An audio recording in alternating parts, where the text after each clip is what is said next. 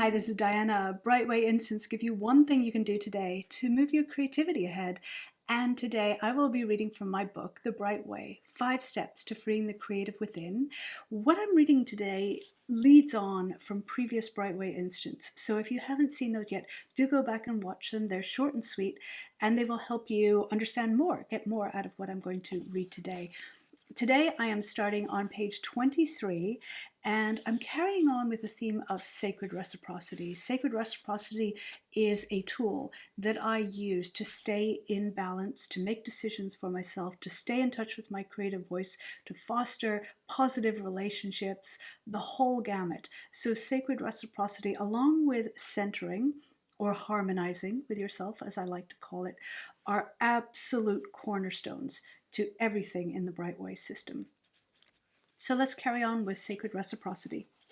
Take a moment to consider how sacred reciprocity plays into your life right now. As we walk this path together, you'll learn more about this overarching life philosophy. For now, let's start with a brief environmental assessment. Think about the 3 people who are closest to you. Are you in sacred reciprocity with one another? If so, your relationships will feel healthy and strong on the whole. It's good to remember, though, that perfection isn't part of sacred reciprocity, as relationships are always changing and rebalancing, as is everything with life. So the whole idea of trying to be in balance as if that's a static point, I think that's not a natural thing. And therefore, we can't really achieve it, and we really wouldn't want to either. So sacred reciprocity also helps you get used to living with the ebbs and flows of life. If your relationships don't feel healthy, what currencies might you bring to these relationships so that there's balance for all parties? So currencies, as we heard in previous Brightway Instant, are the energies that we bring to the relationship, and they can take many, many forms. Using the 5 love languages from Gary Chapman's book by the same name can be a fun place to start. Do you need to add more words of affirmation to the relationship? So that's one love language. How about quality time, physical touch, acts of service, or gifts? So those are the 5 love languages. Sacred reciprocity honors what is sacred to the relationship as a complete ecosystem. So discern which currencies have value in your particular ecosystem. Honor what has value for you.